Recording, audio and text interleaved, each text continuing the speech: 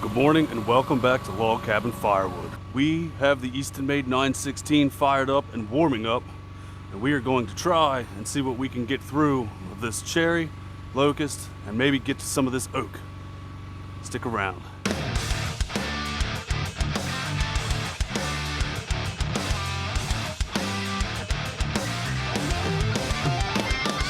While we have the Easton Made warming up, it's a pretty chilly morning. It's in the 30s. We have to bring in some firewood. This is the firewood we are bringing in. This is a mixture of everything. This is before I got an Easton Made. This was all split with my Troy built 27-ton box store splitter. And it's roughly, I think if you do the math, it's about 9 cord here. 8.5, 9 cord. You can see my one row here fell against the tree. But this stuff has been stacked and split up for about, I guess this is the 3rd year. My uncle buys a bunch of properties and he cuts down hazard trees, and he occasionally calls and says, hey, do you want some wood? And if you know me, I don't turn down free wood. But I believe what's here in this row to start with is a mixture of mulberry and maple. I couldn't tell you what kind of maple. I believe it's like a sugar maple, but it does well, seasoned. It's a good hardwood so far. And as we get farther back in here, there is some cherry in here, but it is a lot of maple. There's definitely a lot of maple in this. But I'll set you up. You can watch me throw some firewood down the chute, and yeah, we'll load some into the fire and split a little bit of wood. That firewood rack that we built a few weeks ago, I've already put 2 wheelbarrows down there and filled it up. Well, stacked it up. I haven't filled it yet. We're still working on that. But last time it held, I think, 7 or 8 wheelbarrows. So we're going to get a good count on what that actually holds. And I always take the bark off. The bark is where all the dirt and dust is. And then I try and throw it on the sides of my wood rack. And then in the spring, I have a huge bonfire and just burn all this stuff. Or if I get out here in the winter, I'll burn it too.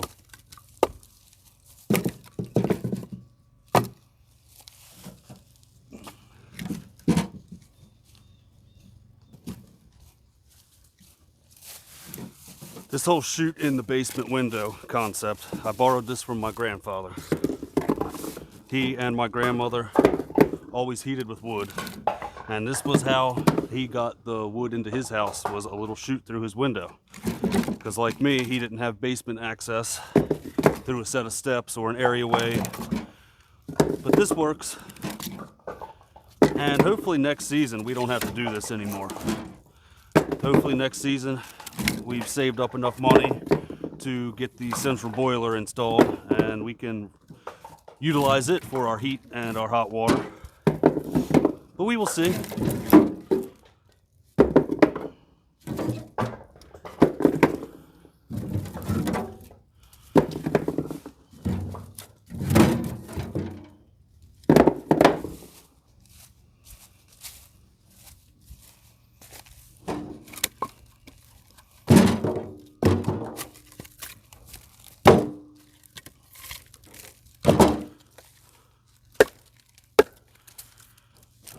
This stuff is very, very well seasoned. The bark just falls right off.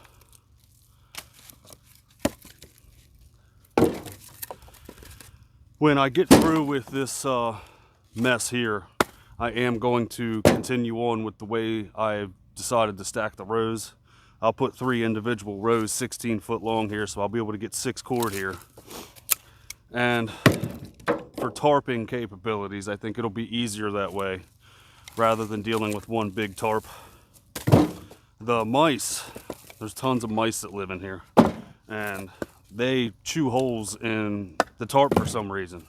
Instead of coming in on the sides, they put holes where they make their houses, and water pours in some spots. So somewhere along in this big pile, there's going to be one center spot that's continuously had water on it.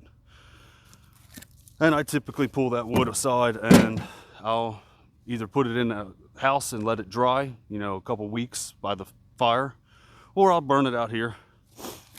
It's never been bad enough to where we couldn't burn it inside, but the one year I was shocked that they came through and put holes in my brand new, I don't know what this was, a 20 by 20 or a 20 by 30 tarp.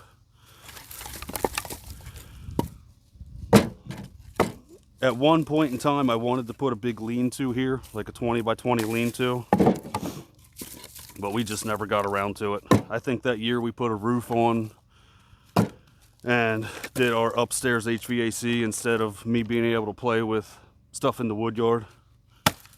It's always something around here.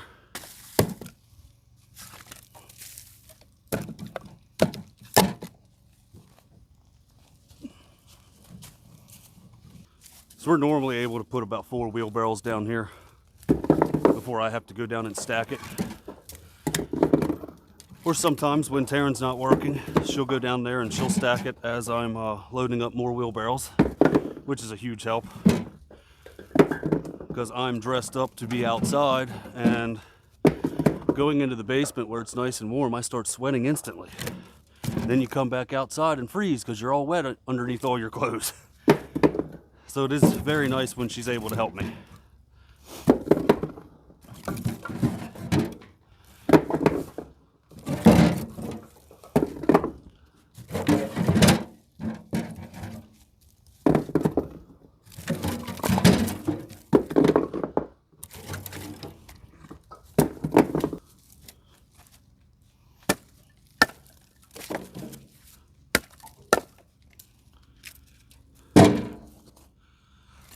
So it's Christmas, once again.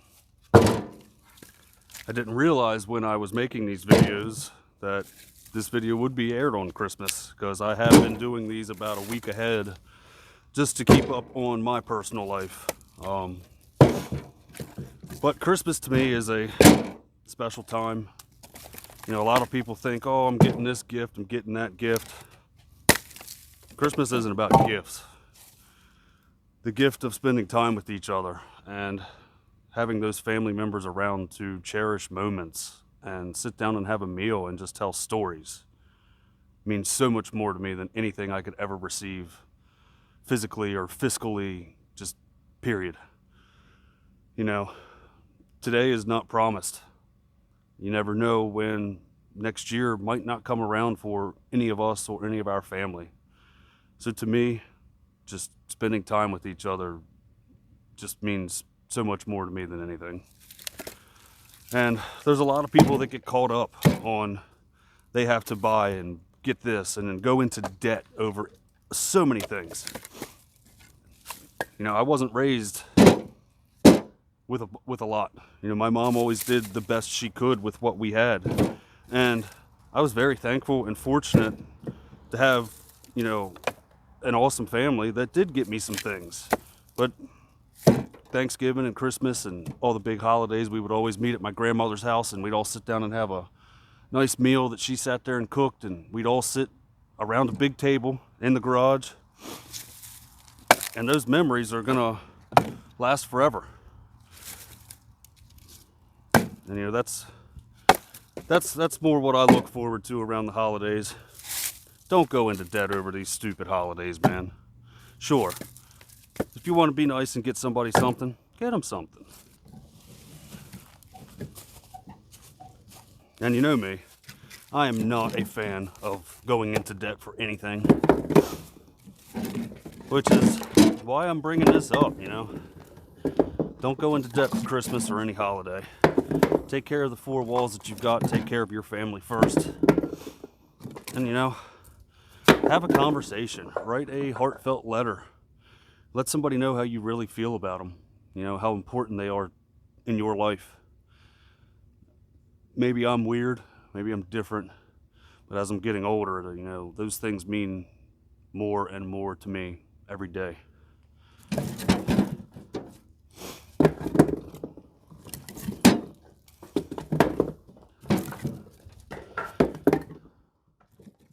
So this holiday season, make sure you tell somebody you love them.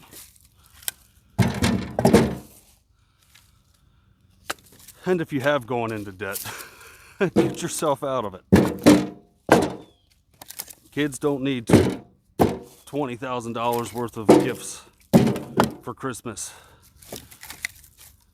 You know, you teach kids that they're always going to get something handed to them. They expect that every year. Then they don't know how to work for anything or understand what it actually is to pay for things like that. Unless you're super well off, which I'm not.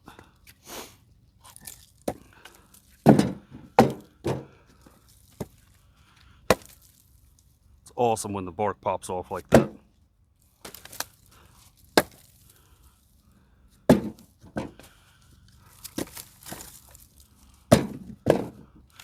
This maple is a softer wood, so I did leave some of these pieces bigger. And that's one thing you can do with some of the softer woods. This maple's still a hardwood, but some of the softer woods you can keep them in bigger pieces. That way it does take them a little bit to burn up. And we really haven't gotten into the super cold parts of the year yet, so it's nice that I've got this vein of maple and whatever the other one is, mulberry, you know, stacked up first. And we have already burned one row that was here. There was one row already here that we've got through. This is the second row of this pile that we're working on now. So we have been keeping fires pretty regularly.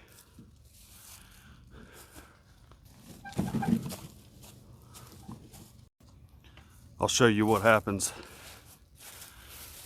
where I have to when I know it's time to go inside. The wood is starting to back up on my chute. So now we'll head inside and stack it up. Here's 2 wheelbarrows already stacked. And this was, I think, 3 wheelbarrows that we've got in here before the chute started backing up.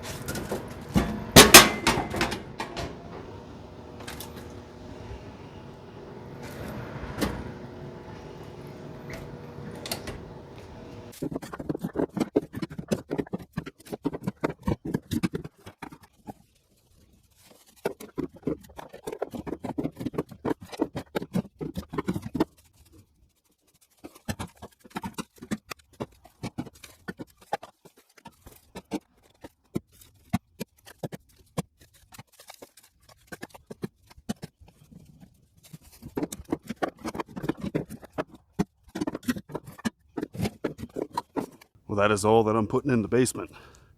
I am going to make a little bit of kindling, and I will probably grab a couple of the nice straighter pieces here in this pile down on the bottom and just use the Easton Made and split up a bunch. We'll save that for another video though. Let's go split some real wood.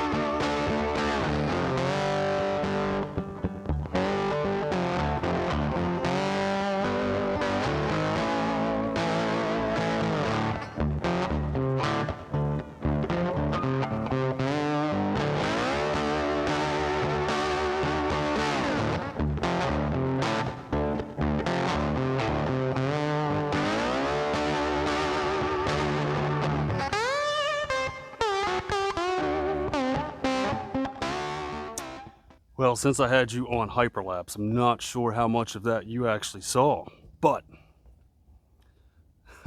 we have a little issue.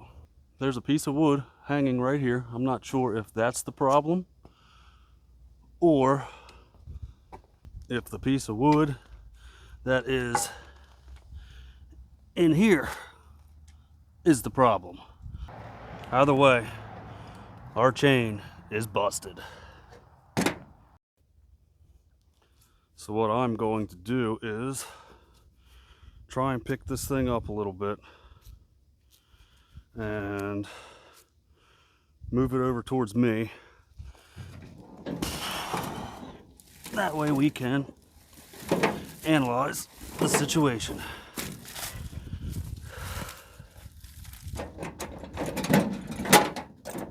I'm not sure if this piece was the culprit or not, but oh yeah, it's broke right there.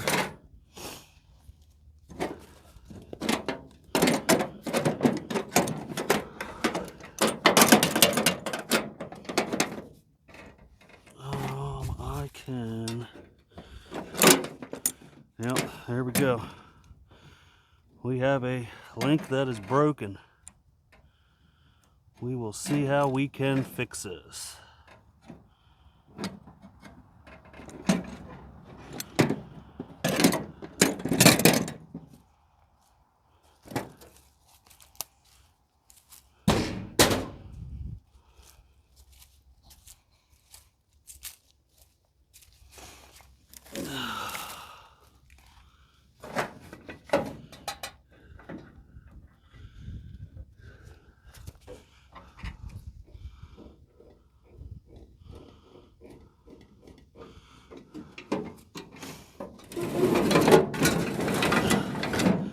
So what we're going to do is pull the chain out. We will get it situated back on the sprocket.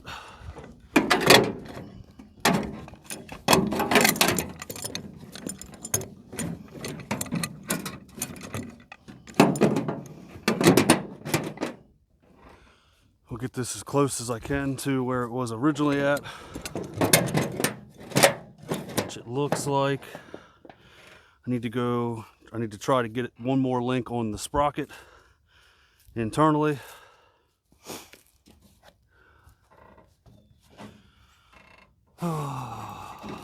Always something.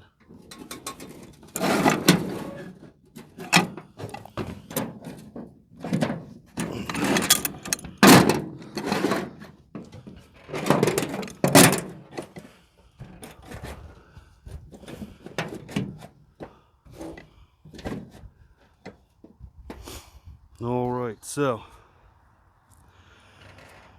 I guess the good thing is it kind of broke here in the middle. Let's go in the garage and see if I have any links.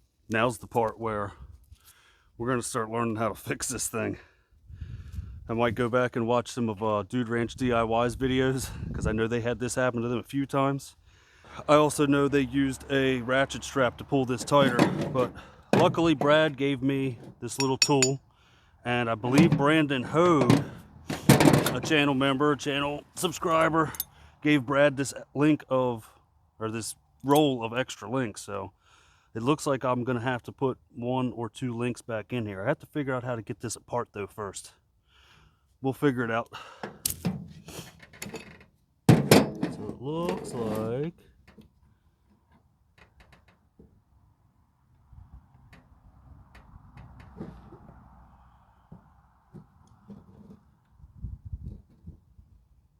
like it has to be hyperextended somewhat, like that way. I'm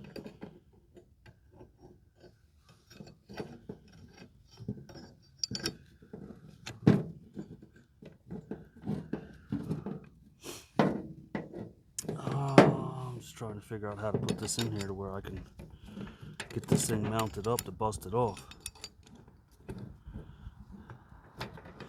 Looks like that'll work. Let's try it.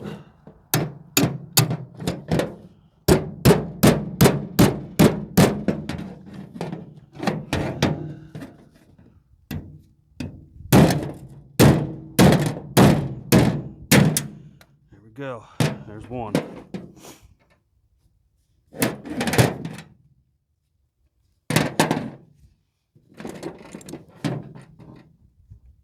Now this one's going to be a bear, probably.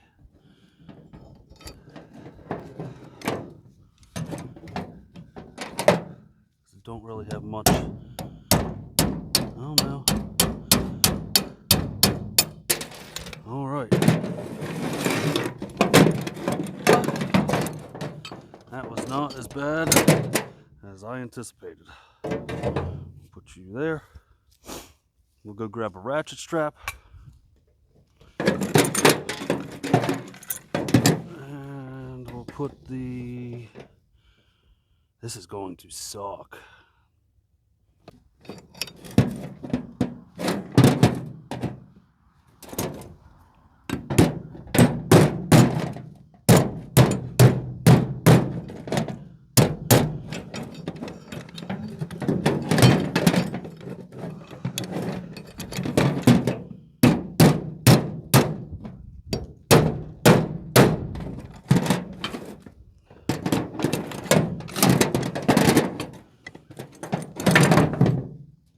So now we have to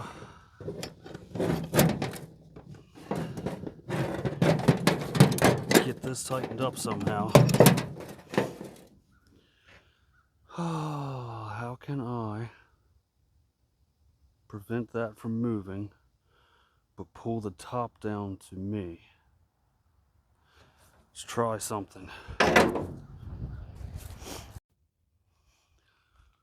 Well, we tried to phone a friend. The friend that gifted us this thing.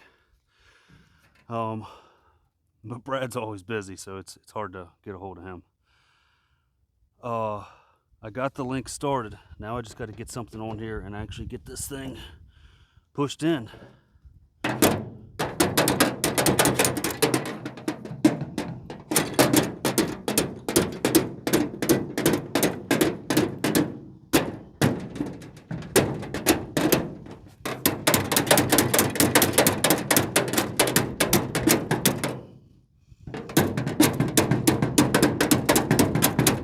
Oh yes, we got it.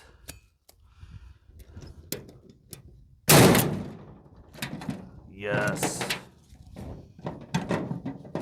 we have officially had to deal with a repair on the awesome conveyor. And I tell you, last week when we were at Hope, these things really spoil you. If you have a conveyor and you're used to working with a conveyor, and then all of a sudden you don't have the conveyor to throw into, man, it's night and day having a conveyor. Even if you just process firewood for yourself, these are awesome pieces of equipment to invest in. Let's turn this thing on and see if it's going to work.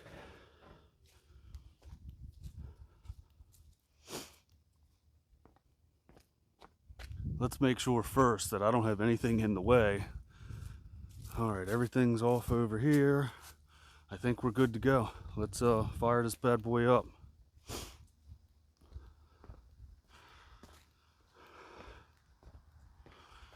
Ugh.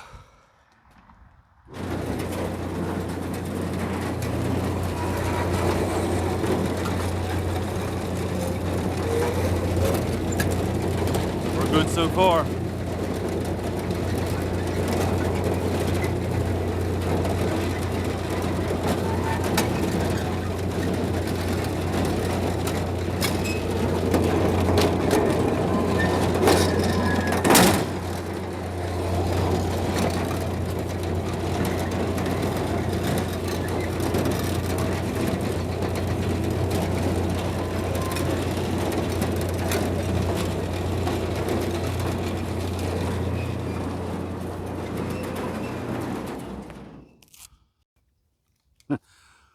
Well, that one had me worried a little bit. I thought today was going to be shot.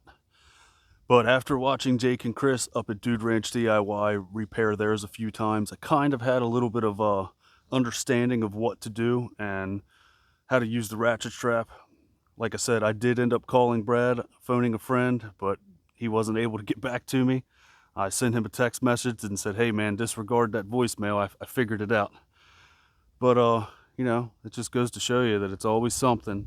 And thankfully, we're able to continue splitting wood again today. So let's go.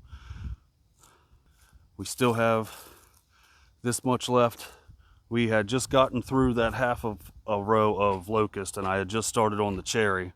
And a piece of cherry must have gotten caught up in there, and it took itself back down through the chute on the inside of this conveyor, and it did what it did best. It snapped a link.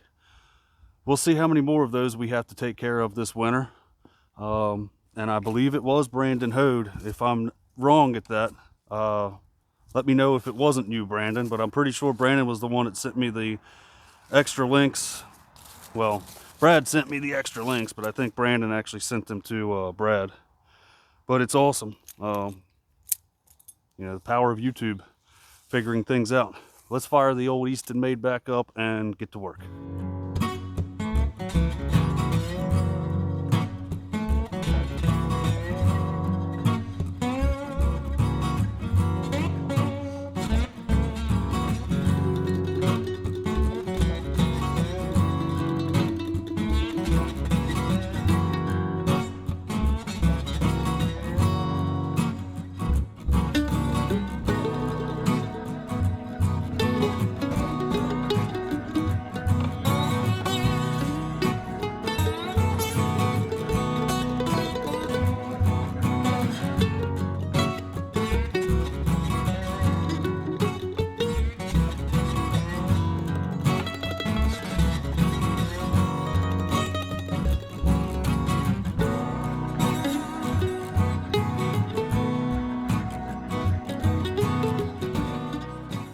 Well, the next row is done. Now we're going to start on some of this locust. There's a little Veda in her little Christmas PJs.